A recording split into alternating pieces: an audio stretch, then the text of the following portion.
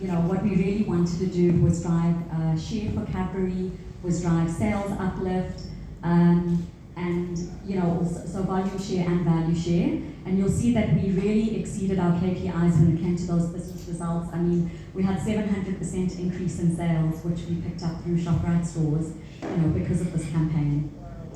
And then the second part, which is the communication results, and coming up in the next slide, I'm going to talk about Cadbury's brand essence and how important the communication results were, because as a brand, it needed to drive increase in meaning and increase in difference in a very, a saturated category and a sea of sameness, and we actually managed to do that really effectively, increasing both meaning and difference, according to the Kantar study. And then the third thing was social impact, and this is really critical because I think it's one thing to create awareness around the cause, and we see a lot of that, but it's completely different to create real impact. And that's actually what we managed to achieve. We achieved a measurable impact in schools in the country, so we actually tracked, worked with the schools, worked with the Department of Basic Education, and measured all of this impact. And I'm going to tell you a little bit more about how we did that. So moving on, let's just look a little bit at what we did. I think, let's jump to the next one first and we'll come back to this. Just talk about Cadbury's brand essence. And I think this is really important because, how do we link a brand like Cadbury to this initiative around reading? And it actually came down to Cadbury's brand essence, which is generosity. So what we did is looked at how do we really harness generosity and the generous spirit of South Africans in order to create a campaign with impact. And that's where the brand played a role and how we brought the brand essence in. And going back now to the previous slide, looking at what we did, we developed the Cadbury Homegrown Stories Library, which was centered around making an impact in child literacy education for the whole of South Africa.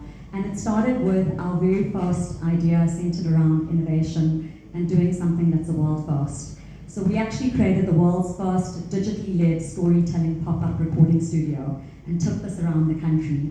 And the idea here was to crowdsource local stories, which we would then be able to convert into storybooks, thereby creating a whole new era in terms of storytelling for children in South Africa.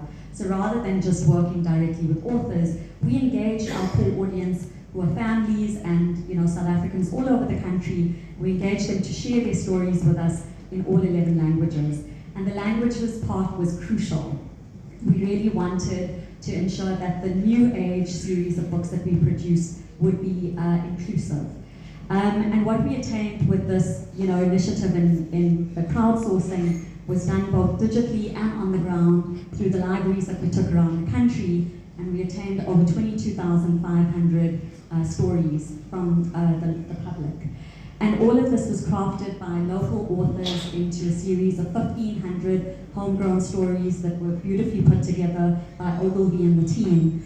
And what we did as 888 was then take the homegrown stories and actually make it as a basis for a school program that would have measurable impact, working together with the Department of Basic Education. And all of this was done across all 11 languages. When we took them out to the schools, we looked at who is the predominant audience from a language perspective, and then donated those books and stories into those schools.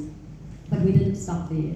We actually worked together with the schools to develop a whole new program in childhood education in schools, which then has become a case study for success in literacy education that has been handed over to the Department of Basic Education.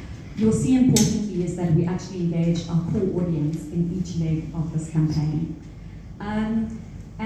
Moving on to where does innovation and creativity play a role in here? And I think that was one of the key things, the key asks of the case study, within the Assegai.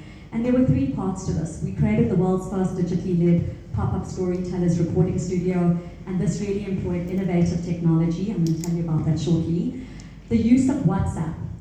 And I think it's about 97% of our South African audiences actually use WhatsApp. So we realized that WhatsApp would create access, and WhatsApp has got some incredible features when it comes to crowdsourcing. In fact, the real insight behind it is that, when you look at childhood literacy being poor, you'll actually find that that's pretty similar with adult literacy. And when we were crowdsourcing these stories, we found that most adults actually felt intimidated by the idea of writing down their story.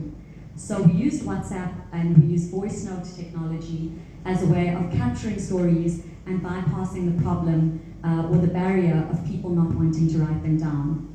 We also used voice-to-text technology, and what's quite amazing is how advanced voice-to-text technology has been across all the languages.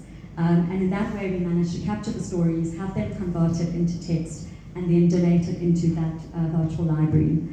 And then we also created South Africa's first school program in all 11 official languages. So 3 key things when it comes to innovation and creativity is this compelling call to action.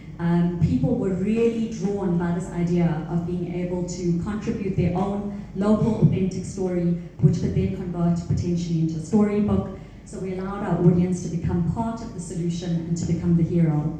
The second part was including this enthralling technological experience. And I think society now is so embedded around the idea of technology. We really want to experiment with it. We want to try it. Some people are scared of it, yes.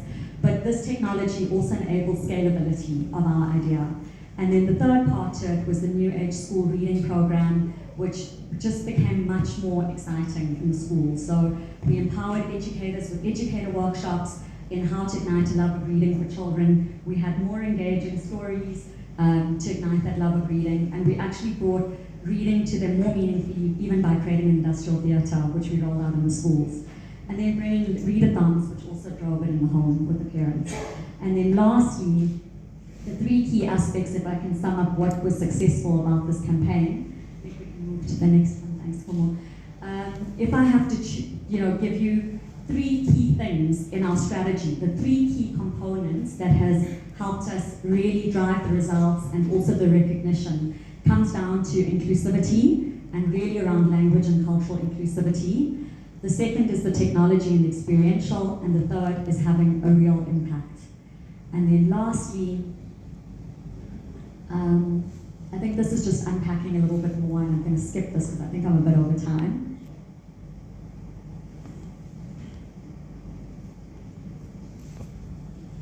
And I think I'll hand it over to you.